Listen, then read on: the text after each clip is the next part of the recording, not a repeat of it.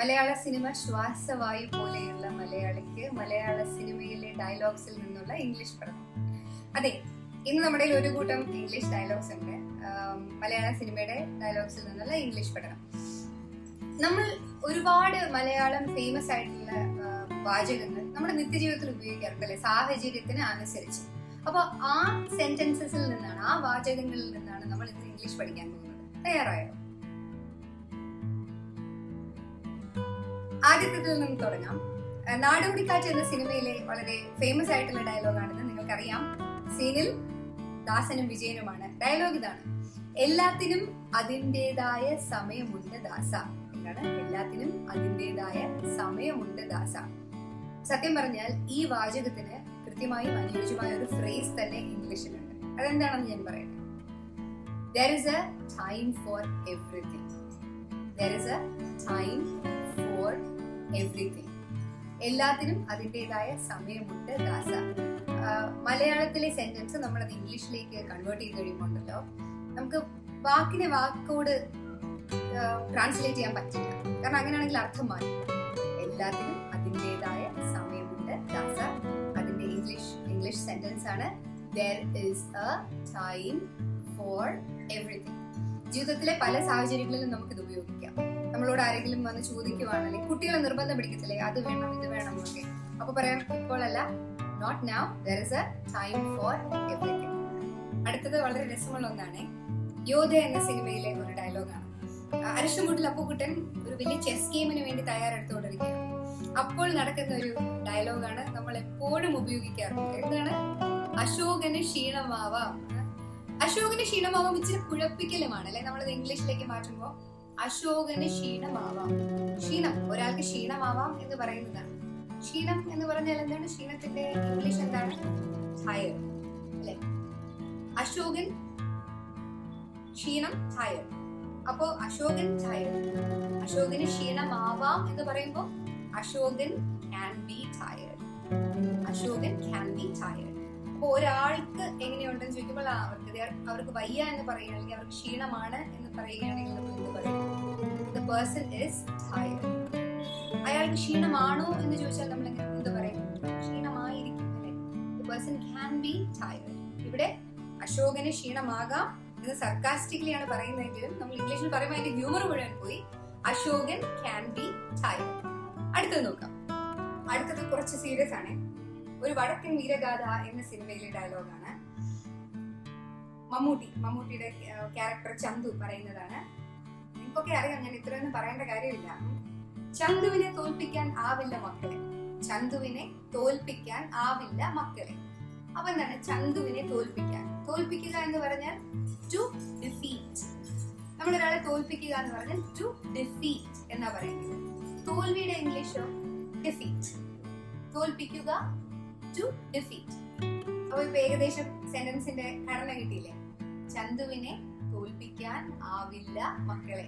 അപ്പോ cannot defeat ആയി അല്ലെ. തോൽപ്പിക്കാൻ ആവില്ല എന്ന് പറഞ്ഞു. You cannot defeat Chandu. ഈ മക്കളെ എന്നുള്ളതിനെയൊന്നും നമുക്ക് ലിറ്ററലി ട്രാൻസ്ലേറ്റ് ചെയ്യാൻ പറ്റില്ല. നമ്മളൊരു പ്രയോഗമല്ലേ മലയാളത്തിൽ. You cannot defeat Chandu. അപ്പൊ ഇത് നമ്മൾ നമ്മുടെ നിത്യജീവിതത്തിൽ എങ്ങനെ ഉപയോഗിക്കും? നമുക്ക് പറയാം, യു കനോട്ട് ഡിഫീറ്റ് മീ. പക്ഷേ ഈ ഡിഫീറ്റ് എന്ന് പറഞ്ഞ വാക്ക് നമ്മൾ അങ്ങനെ അധികം നമ്മൾ ഉപയോഗിക്കാറില്ല അല്ലെ. പക്ഷേ ഇങ്ങനെ പറയാം, I am very confident cannot defeat me, അല്ലെങ്കിൽ ഐ കനോട്ട് ബി ഡിഫീറ്റഡ്.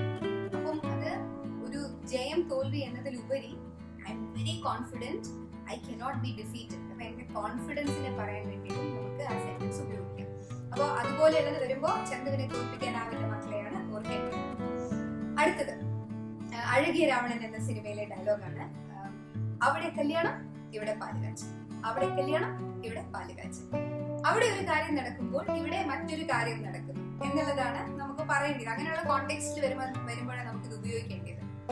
പൂർണ്ണമായ ഒരു സെന്റൻസ് അല്ല. അവിടെ കല്യാണം, ഇവിടെ പാലുകാച്ച്. അതിൽ ശ്രീനിവാസന്റെ കഥാപാത്രം നമുക്ക് ഒരു കോണ്ടെക്സ്റ്റ് സെറ്റ് ചെയ്ത് തരുന്നതുകൊണ്ട് നമുക്കറിയാം അവിടെ കല്യാണം നടക്കുമ്പോൾ ഇവിടെ പാലുകാച്ച് നടക്കുന്നു എന്നാണ് ഉദ്ദേശിക്കുന്നത്. അപ്പോ ഇതിന്റെ ഇംഗ്ലീഷ് എങ്ങനെയായിരിക്കും? അവിടെ കല്യാണം, അവിടെ there, കല്യാണം മാരേജ്. ഇവിടെ പാലുകാച്ച്, ഇവിടെ ഹിയർ. പാലുകാച്ചിന്റെ English house warming. So their wedding, here house warming. ഇത് രണ്ടും സംഭവിച്ചുകൊണ്ടിരിക്കുന്ന കാര്യങ്ങളല്ലേ. അപ്പൊ നമ്മൾ എങ്ങനെ പറയും? When the wedding happened there, the housewarming happened here. അപ്പൊ ഇത് നടന്നു എന്നുള്ള അർത്ഥമാണ്. When the wedding happened there, the housewarming happened here. അവിടെ കല്യാണം നടന്നപ്പോൾ ഇവിടെ പാലുകാച്ച് നടന്നു. അവിടെ കല്യാണമാണ്, ഇവിടെ പാലുകാച്ചാണ്. അങ്ങനെയാണെങ്കിലോ when the wedding is happening there, the housewarming is happening here. നടന്നുകൊണ്ടിരിക്കുന്നു. അവിടെ കല്യാണം നടന്നുകൊണ്ടിരിക്കുന്നു, ഇവിടെ പാലുകാച്ച് നടന്നുകൊണ്ടിരിക്കുന്നു. The wedding happens there, the housewarming happens here. അവിടെ കല്യാണം നടക്കുന്നു, ഇവിടെ പാലുകാച്ച് നടക്കുന്നു. ഈ ടെൻസസ് വരുന്നത് കൊണ്ടാണ് നമ്മൾക്ക് ഇങ്ങനെ പ്രയോഗം മാറുന്നത്. Generally when something happens there, എന്തെങ്കിലും അവിടെ നടക്കുകയാണെങ്കിൽ നമ്മൾ പറയും it happens there. ഇവിടെ നടക്കുകയാണെങ്കിൽ നമ്മൾ പറയും happens here. So അവിടെ കല്യാണം, ഇവിടെ പാലുകാച്ച്. There the wedding and here the house warming. ഒരെണ്ണം കൂടി നോക്കാം. ഇത് കമ്മീഷണർ എന്ന സിനിമയിലെ ഡയലോഗാണ്. ഇത് ഇംഗ്ലീഷിൽ തന്നെയാണ്, നമുക്കൊക്കെ അറിയാം. Just remember that. Just remember that നമ്മൾ എവിടെയാണ് ഉപയോഗിക്കുക?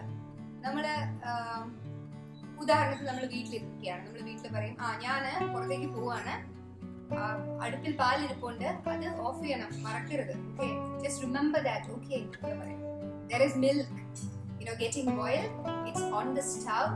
Please do remember that. അത് ഓർത്തിരിക്കുക എന്നുള്ളതാണ്. അല്ലാണ്ട് ഒരു താക്കീതായിട്ട് മാത്രം ഉപയോഗിക്കാൻ പറ്റുന്ന ഒരു വാചകമല്ല അത്.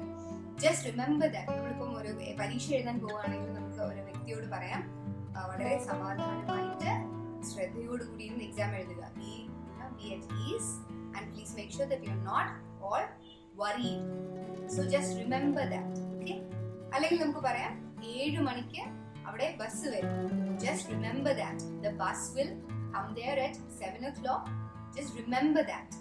കുറച്ച് just remember that കുറച്ച് റൂഡായിട്ട് സംസാരിക്കുമ്പോഴും ഉപയോഗിക്കാൻ പറ്റുന്ന വാചകമാണ്. റൂഡായിട്ട് എന്ന് പറയുമ്പോൾ ഞാനില്ലെങ്കിൽ കാര്യങ്ങളൊന്നും നടക്കില്ല. Without me, nothing is going to happen. Just remember that.